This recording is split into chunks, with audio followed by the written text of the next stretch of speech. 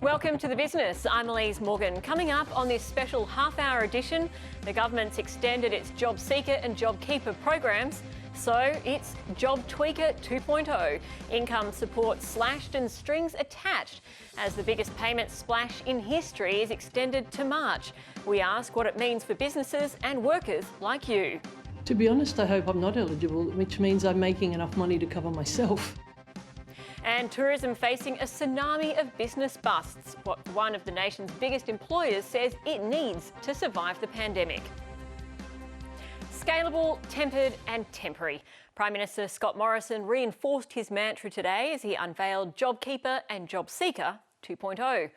3 months into the $70 billion support programs, the government had no choice but to extend them. Responding to a Treasury review, it's extended both payments for months, but there are some significant changes. From October, the JobKeeper payment currently paid to 3.5 million workers of $1,500 per fortnight will be cut to $1,200 for the 3 months to December. In January, it will be cut to $1,000 and run until March. For casuals and part-timers who are working less than 20 hours pre-COVID, their support will be slashed to $750 per fortnight. This is to reduce the number of people getting more in support than they ordinarily would have earned. Businesses will have to reapply for JobKeeper in October and then again in January, proving they still need it. For those on JobSeeker, that payment's being slashed to $800 a fortnight. It's still above Newstart. For workers just hanging on, the step-down payments mean there are no guarantees after March. This report from finance correspondent Philip Lasker.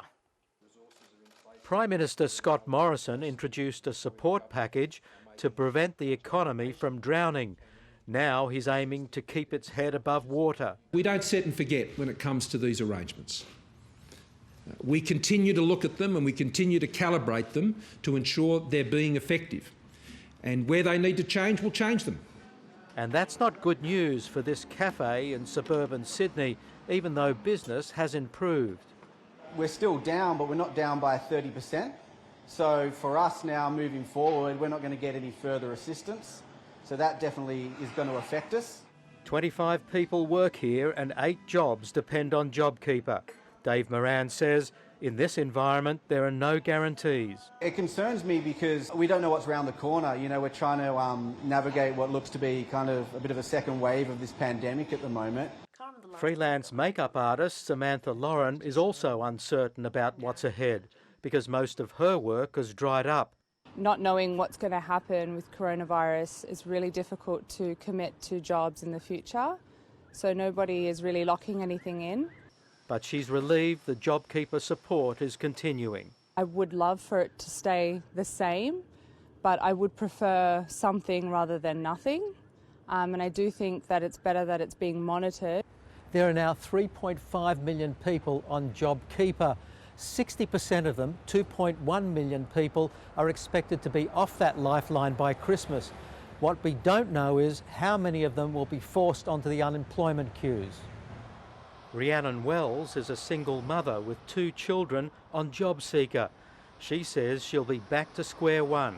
I will go without medicine, new glasses, even lunch for myself most days, and that's just a given. The more generous benefits have been a revelation.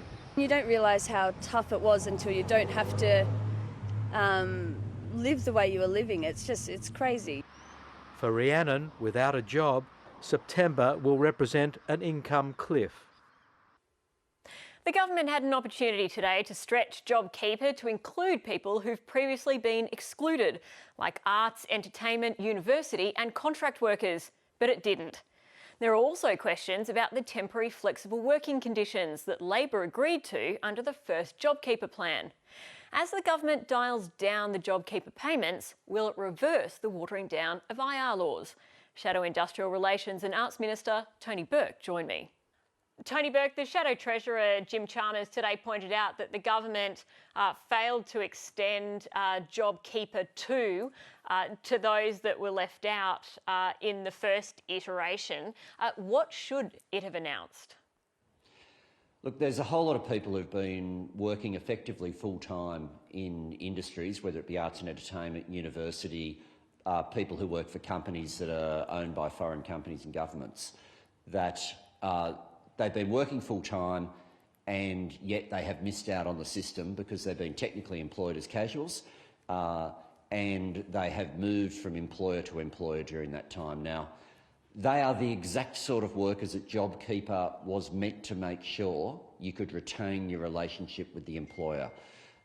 So it's a big missed opportunity. Originally they were told they couldn't be fitted in because the government only had $130 billion.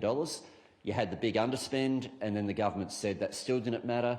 Now the government started to hone back some of the waste that's been happening in the program, and they're still leaving those workers behind. It's not in the interest of the economy, it's not in the interest of those workers. So what's your understanding of why this was left out the second time round? I don't understand it. It doesn't make sense for the individuals, it doesn't make sense for the businesses, and it doesn't make sense for the economy. So I don't know why the government has done that, and certainly it can't be for fiscal reasons, because they were leaving these people out, people working effective full-time hours supporting families. They were leaving them out at the same time that they were finding money for someone who works one shift a week to suddenly get many times what they were earning. It makes no sense to me, and I don't think the government's ever properly explained it. Several of the Labor front bench have been out today pointing out the fact that there has been waste in the program so far. Some would say that the government can't be blamed for that. They did need to just get money into the economy, the most expeditious route, and so be it. Now they're tightening it up. I presume that you then agree with how the government has tightened up on the program, that those who are working casual or part-time will see the JobKeeper payment halved for them.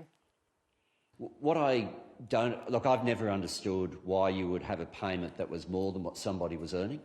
I think, it doesn't make sense, and nobody was expecting or asking to be paid more for not working than you'd be paid for working. Like, Scott Morrison today said, we had to do that because we had to get the money out quickly, and the only option was either to have one payment... Well, that was also backed up by Treasury that and the Reserve Bank Governor that was saying you just need to get the money out. And to be fair, there was a lot going on in shutting the economy down at the time. Now, there was a lot going on, and let's not forget, 3 weeks was lost while the government was refusing to introduce a wage subsidy when we were calling on them to do it. Just want to switch to industrial relations. Labor agreed with the government for more flexible workplace arrangements for people who were on JobKeeper and for the businesses that were accessing that. And they were coupled together. Do you have any concerns that the government is now going to try and decouple that and allow businesses who will no longer be accessing JobKeeper to maintain the more flexible workplace arrangements? Yeah, the government haven't put a proposal like that to us, but I've seen the speculation about it. Obviously, I can't comment on a proposal that hasn't been put, but I will say this. It would be pretty extraordinary if the government says to Australian workers that the government's no longer willing to help them, but the workers are still expected to make a significant sacrifice. Now, unions and workers, even when there is no pandemic, have always negotiated with employers to keep people in work, and that's frequently been done to avoid redundancy. That's business as usual. But to change the law and take away people's rights to negotiate on that basis is a really big call if you're doing it at the same time that the government's withdrawing support for those exact same workers. But will Labor be open to discussions about extending these flexibility arrangements past JobKeeper? That's why I say it's for the government to put forward a proposal. On the face of it, it's a really big call and certainly quite different to what we were talking about a few months ago.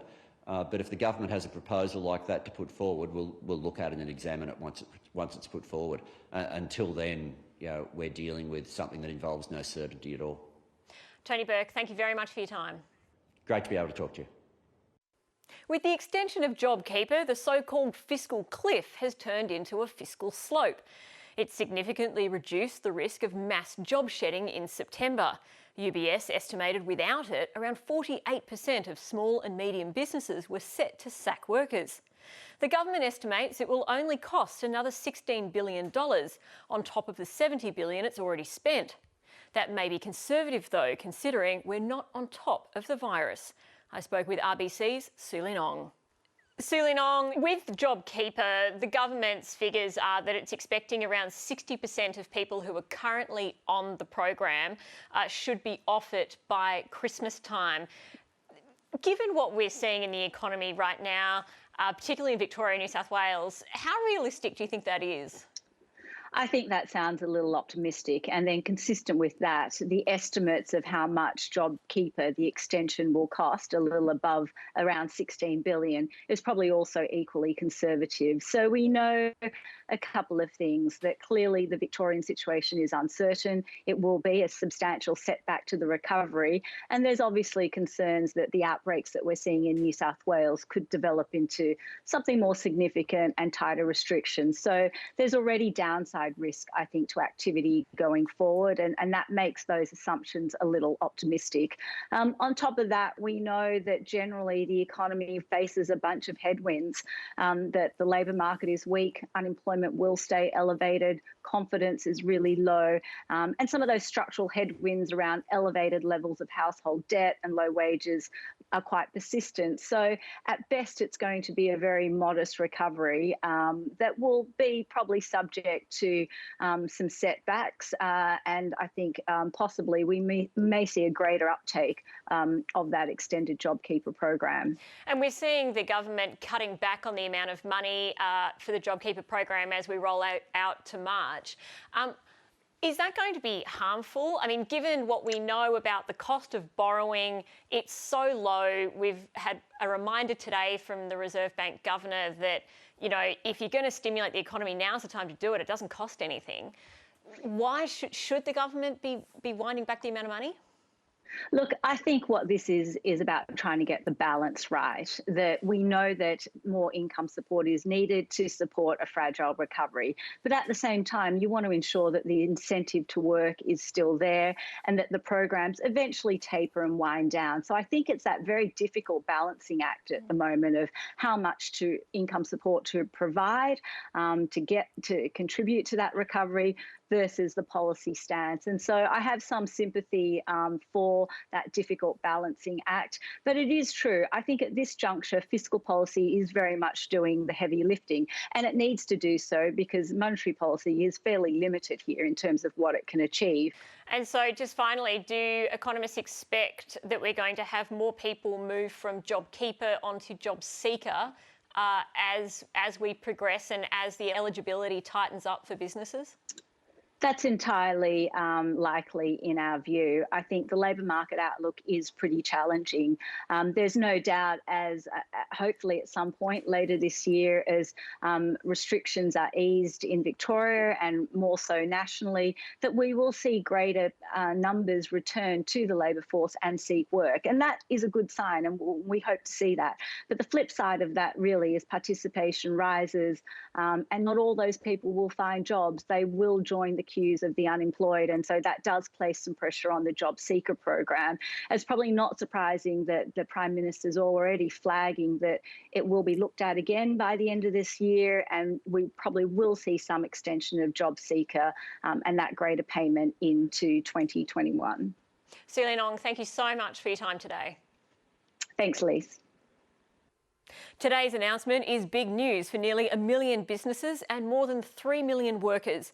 With a hard stop in September pushed back to March, Stephanie Chalmers spoke to business owners, JobKeeper and JobSeeker recipients for their reaction to the changes.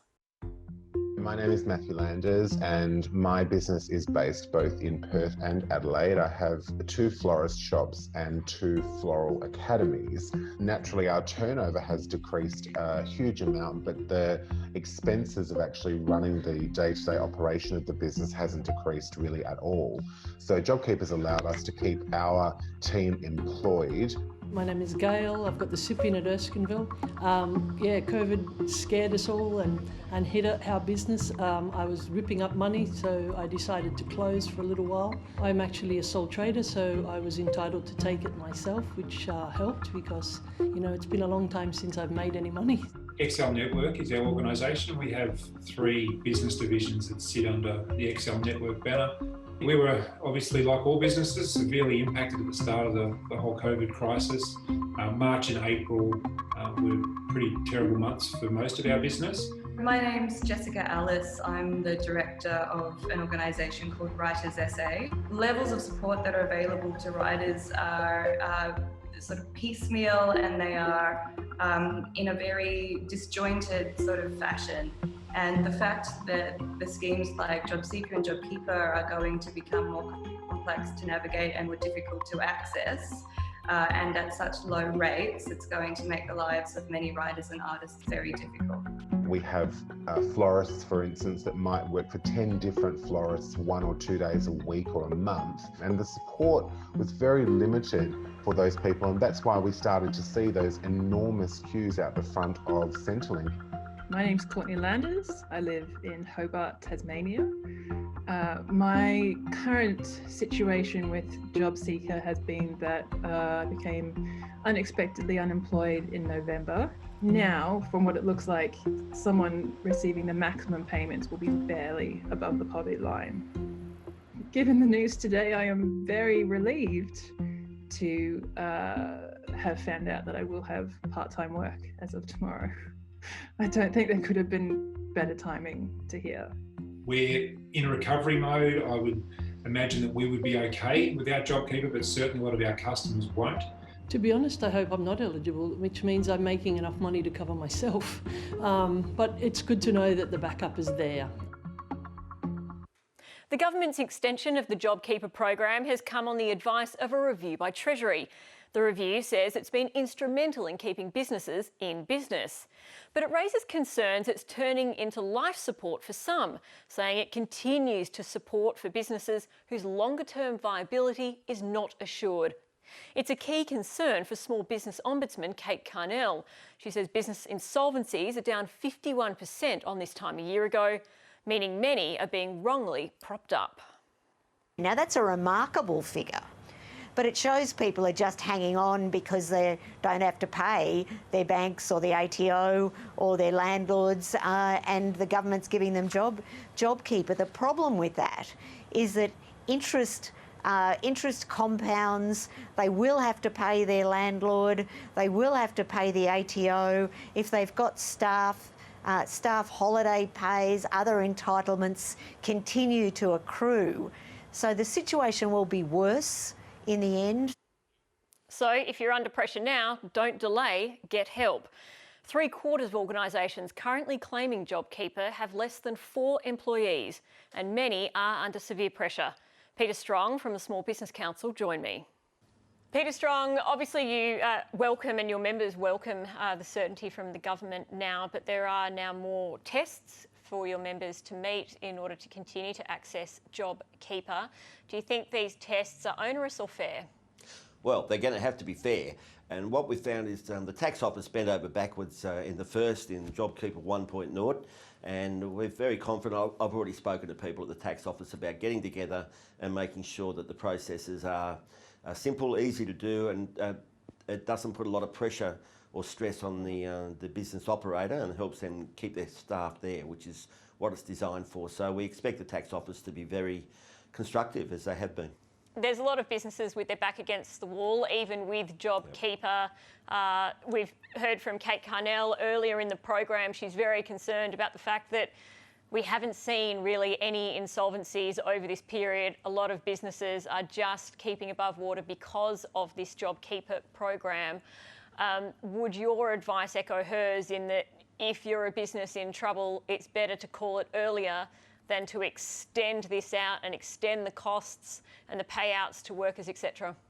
Look, yeah, in the end, the best thing that you can do for a worker as a business is reopen. It might be 12 months, it might be 2 years, but you've got to reopen. To do that, that means you should close now, close coherently, keep your mental health intact, and keep your house and your family there. And that's what often happens when people go too long and they go insolvent, and that's not a good outcome for them or for the workers. So it seems hard. No small business really likes sacking their workers, But the best thing for you is that you survive so you can reopen and re-employ them one day. So absolutely vital. Totally support Kate Carnell if you have to close, do it. It's good for you, and if you need a hand, go and see your accountant. How many businesses do you think, I mean, you speak to your members all the time, how many do you think are not viable? I mean, Treasury raised concerns about it in their report to the government about the JobKeeper program, that it was just keeping businesses on life support that shouldn't be there. When you're speaking to your members, how many of them do you think are zombie companies effectively? Well, the figures we've always said is probably as a result of this, we're going to see a couple of 100,000 businesses close. But yes, there are a lot of businesses being supported. That's been good for the workers, good for the business to a degree. But I think now is the time to stop, look at your business plan, look at your own life as a human being and make decisions what's best for you. Now, if I can mention JobSeeker, Elise, that with employers that need to tell their workers they don't have a job anymore. That's why we've been pushing for a higher JobSeeker or a higher New Start amount, so that I know that they're going to get looked after by the welfare system. It's really important, if I'm going to tell them they don't have a job, that the welfare system looks after them. Peter Strong, thank you very much for your time today. Thank you, Elise. Pre-COVID, tourism was a $100 billion industry in Australia, but the sector has slowed dramatically. International gateways remain firmly closed and state border controls are choking off any chance of a domestic holiday boom. Today's announcement brought relief to struggling operators, big and small, where it's estimated up to 800,000 workers are on JobKeeper. Daniel Ziffer reports. Tess Atke runs tours in the stunning Litchfield National Park in the Northern Territory. Business isn't down, it's dead. 100%. Miss Atke would normally run up to 80 tours a month. This month, she's had one, and without JobKeeper, she'd have shut. It definitely has keeping us afloat, and it's also good because we have a lot of overheads in our business.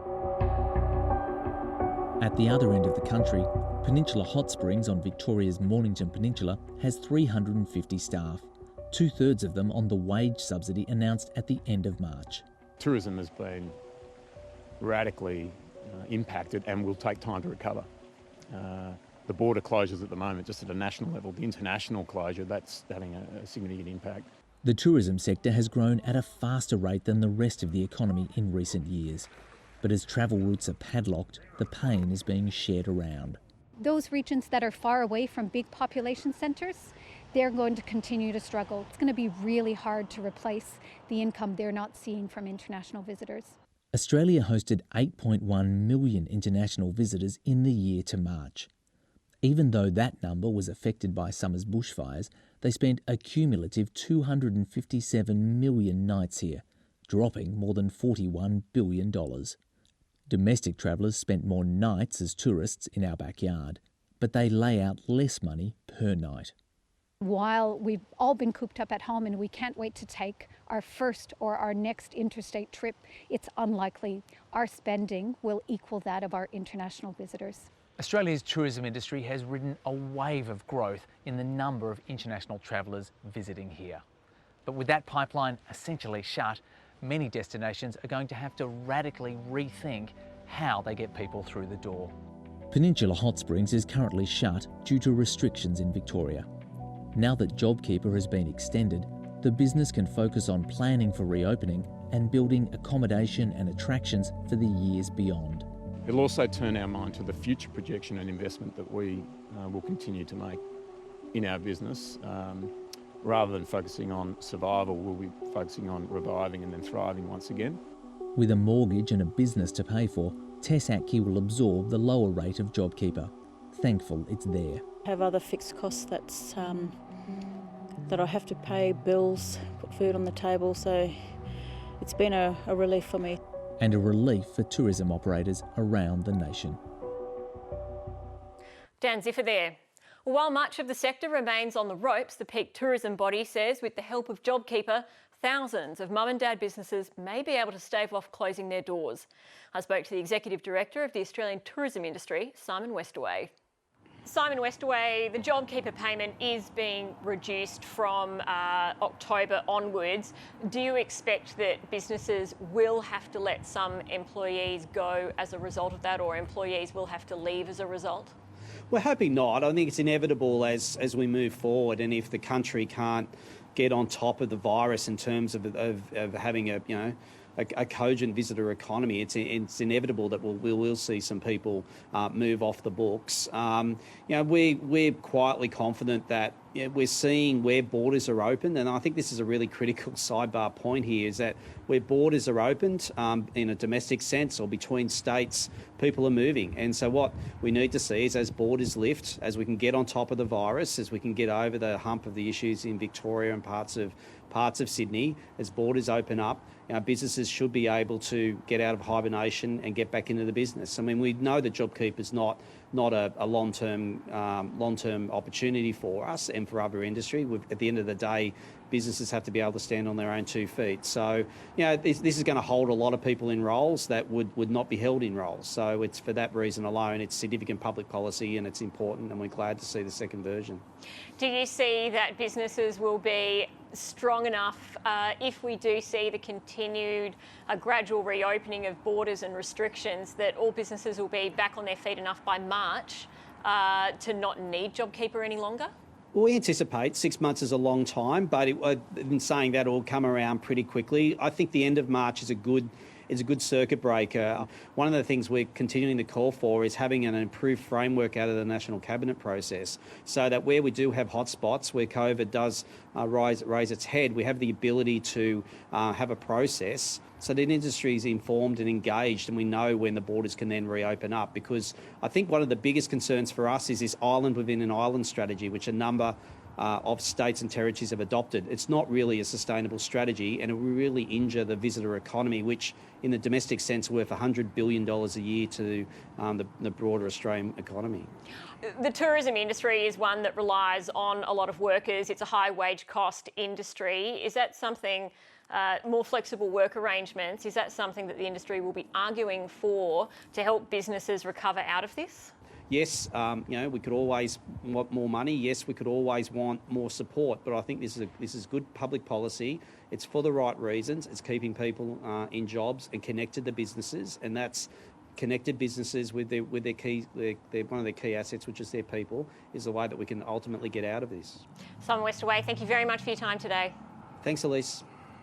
To the markets, which bounded away today in response to vaccine hopes out of University of Oxford and the government's announcement. The ASX 200 closing more than 2.5% higher. It's almost back to pre-pandemic highs. And the Aussie dollar also stronger.